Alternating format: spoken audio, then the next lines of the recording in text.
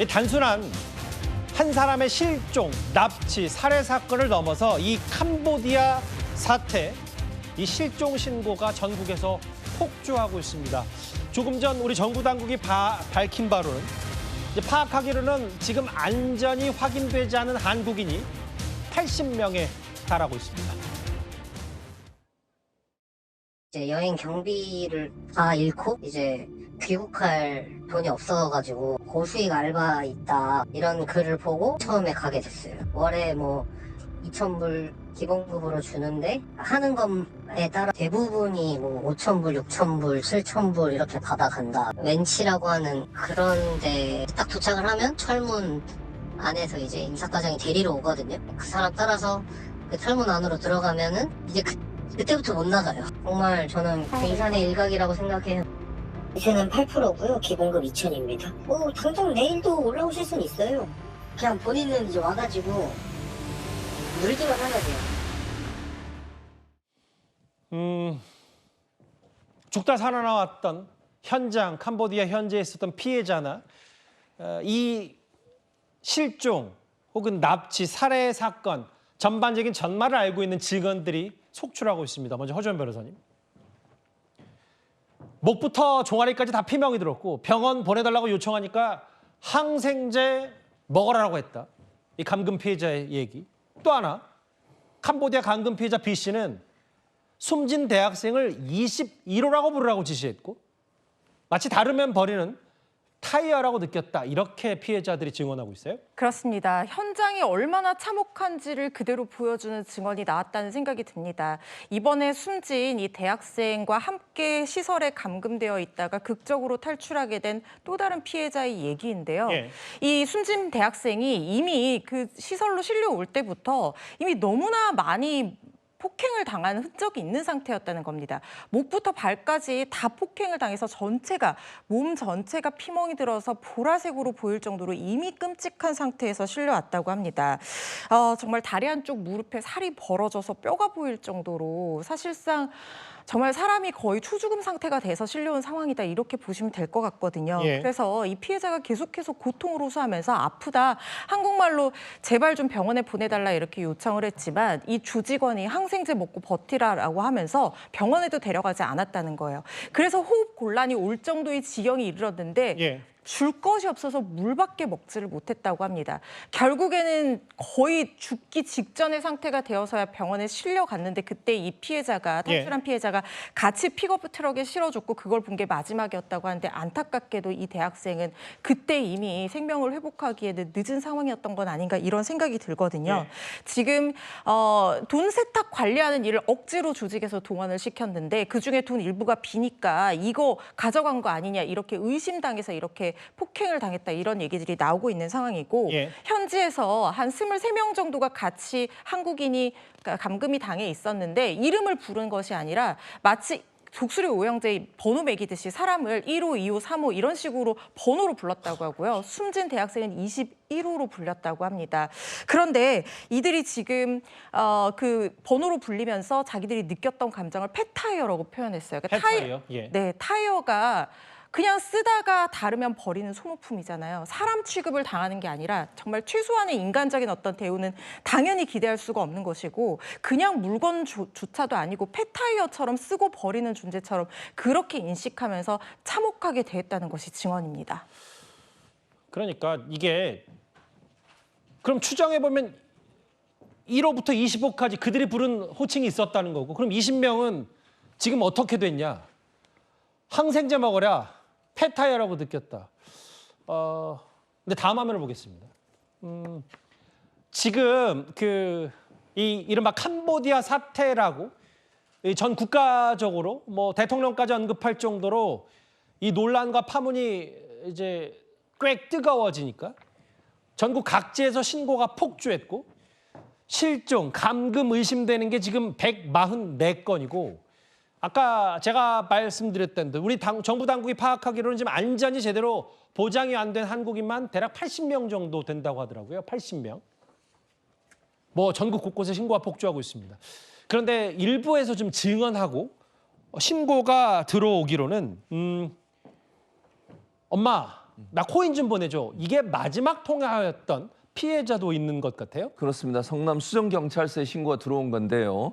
부모가 경기 남부경찰서에 보도에 따르면 실제적으로 전화를 받았다고 해요. 근데 예. 전화를 했는데 금방 끊었답니다. 예. 그러니까 아들한테 전화를 했는데 아들이 캄보디아로 간다고 지난 1일 날, 이번 달 1일 날 갔는데 예. 전화가 금방 끊겼다는 거예요. 그래서 의심이 되니까 예. 아이가 휴대전화를 빼앗기고 지금 감금된 것 같다라고 하는 신고를 접수를 했고요. 예. 그리고 나서 1일 날 캄보디아로 출국한 뒤 가족에게 직접 전화를 건 적이 있었는데 걸어서 했던 말이 방금 말씀하신 그 말이에요. 무슨 말이냐면 예. 지금 납치됐다. 2만 테더 코인, 우리 돈은 약 3천만 원 정도 되거든요. 3천만 원 정도 되는 그 코인을 보내달라.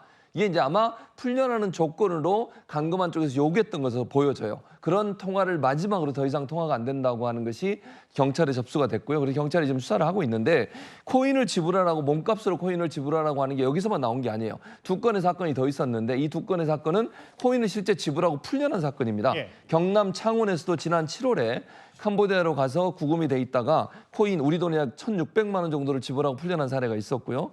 또 하나 사례는 제주에서도 가족에게 풀려난 대가로 3,500만 원 정도의 코인을 보내달라라고 해서 그걸 받고 풀어주는 경우가 있었기 때문에 이 사람들이 감금하고 폭행하고 일시키다가 풀어주는 조건으로 또 코인을 받아서 돈을 챙기는 이런 못된 행동을 계속 반복적으로 하고 있는 거죠. 그게 이제 그 최진봉 교수가 보셨을 때도 코인으로, 이 가상화폐로 돈을 보내달라는 거 결국 본인들도 돈 세탁, 그건 그렇죠. 이 자금 출처가 불분명하게 만들기 위해서 3천만 원이든 1,600만 원이든 현금 뭐 혹은 마이라고 알고 그래서 코인을 그들이 가상화폐로 요구하는 것 같아요. 당연하죠. 범죄 조직들이 대체적으로 코인을 이용해서 범죄를 많이 합니다. 왜냐하면 우리가 예를 들어 일반적인 뭐 그 와이어라고 그러죠. 그래 외국이나 이런 데로 돈을 보내는 현금을 보내게 되면 추적이 다 됩니다. 예. 그다음에 계좌도 남아있기 때문에 추적이 가능한데 코인로 보내게 되면 추적이 불가능하거든요. 예. 결국 범죄 조직들이 본인들의 실체를 발각되지 않게 하면서 돈을 몰래 받기 위해서 코인을 이용하는 건데 가상화폐가 이만큼 범죄 조직에 많이 이용되는 이유는 결국 본인들의 조직의 실체가 드러나는 것을 막기 위한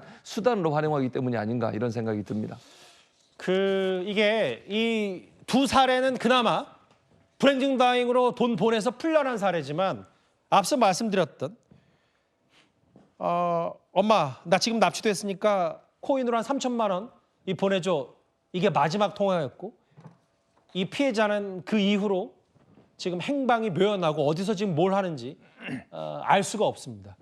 이렇게 캄보디아를 둘러싸고 이렇게 각종 피해 제보들이 속출하고 전국적으로 우리 아들도 지금 캄보디아 갔는데 연락이 안 된다, 이런 그 제보들이 쏟아지는 가운데 여전히 이런 글들이 활개를 치고 있습니다. 바로 한번 만나볼까요? 저게 그 허주연 변호사님.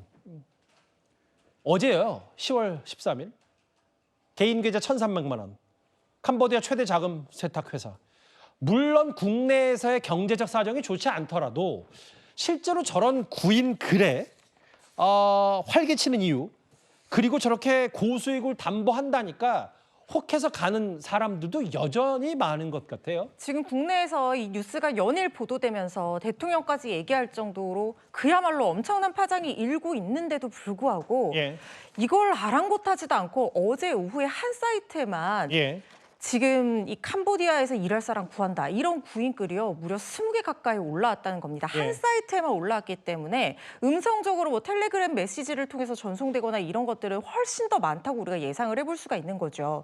캄보디아 시아누크빌에서 일할 사람 구한다라고 하면서 최소 한 달에 1,500에서 3,000만 원 고수익 보장한다. 옆 직원은 최대 많이 벌었더니 4,500만 원까지 벌었다. 예. 그리고 지금 얘기 나오고 있는 고문이나 폭행 이런 얘기들은 말도 안 되는 얘기고 있지 않다. 이렇게 하면서 구인글이 버젓이 올라오고 있다는 겁니다. 예. 그리고 여기에 더해서 지금 국내에서 점조직 형태로 사람들을 유인하는 유인책들이 활동하고 있는 것으로 지금 경찰이 추정을 하고 수사를 하고 있습니다. 예. 이번에 숨진 대학생 같은 경우에도 자기 학교에서 아는 친한 사람이 고수익 알바 소개해주겠다 이렇게 유인을 해서 캄보디아로 넘어가게 됐거든요. 이런 구인글도 수시로 올라오고 심지어 자기가 아는 믿는 사람이 실제로 그런 아르바이트 있대, 내 친구도 거기 가서 지금 돈 잘 벌고 있어, 이렇게 얘기를 하면 속아 넘어가게 된다는 겁니다. 예. 이런 이 유인책들이 국내에서 점조직 형태로 여러 명이 있다는 거는 지금도 어쩌면 여기에 속아서 캄보디아로 향하는 피해자가 있을지도 모른다는 생각이 들어서 너무나 무섭습니다. 글쎄요. 지금 이게 우리 정부가 지금 뭐 윤석열 정부든 뭐 이재명 정부든 뭔가 이 캄보디아 사태를 사실상 방치한 거 아니냐. 그래서 SNS를 통한 제보 혹은 자체 경찰을 유튜브에서 일부 탐정들이 만들어서 이런 사례가 있다. 지금 개인 안전을 이렇게 담보할 수밖에 없다. 정부 비판하는 목소리도 많은데 80명이라고 했고 이현정 의원님. 네. 근데 지금 보니까 오늘 국감에서 여야 할 것 없이 아예 캄보디아의 군인들을 투입해야 된다는 목소리까지 나오는데 이게 현실성이 있는 얘기입니까? 정말 대한민국에 정부가 있는지조차 의심스러울 정도로 정말 충격적입니다. 이 예. 사건이 벌어진 지가 벌써 8월 달입니다. 그리고 국제 엠네스티에서도 이 문제에 대한 경고를 이미 보낸 적이 있습니다. 우리 공간에 또 많은 접수가 됐고, 근데 외교부 장관이 지난주에 알았다는 거 아니겠습니까? 그러니까 오늘 대통령이 오늘 했어야 국무회의에서 이 부분에 대한 대책을 강구를 했습니다. 자, 지금 우리의 젊은이들이 이렇게 어려움 처지에 있는데도 불구하고 정부가 지금 못하고 있는 상황이고 정치권도 마찬가지입니다.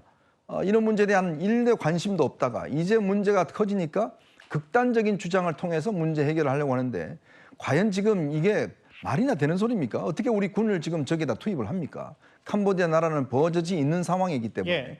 이게 현실적이지도 않고 그냥 질러보는 저는 이 주장을 벌여야 되는데 뭐 이 군사작전을 벌여야 된다, 선전포고를 해야 된다, 극단적인 주장까지 하는데 정말 정치인들 책임이 하나도 저는 없다고 봅니다.